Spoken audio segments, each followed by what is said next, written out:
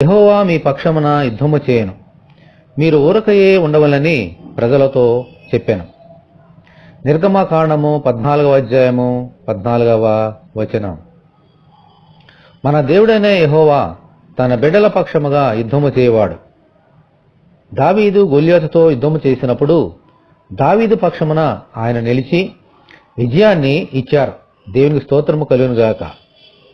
సౌలు దావీదును చంపడానికి ప్రయత్నం చేసినప్పుడు దావీదు పక్షమున నిలిచి యుద్ధము చేసి రక్షించారు. ఆమేన్. దావీదుకు వ్యతిరేకముగా అబ్షాలోము లేచినప్పుడు దావీదు పక్షముగా యుద్ధము చేసి తిరిగి రాజునుగా చేశారు. ఆమేన్. దావీదు చేసిన అనేక యుద్ధములలో అతని పక్షమున నిలిచి అన్నిటిలోనూ విజయాన్ని కలుగజేశారు. ఆమేన్.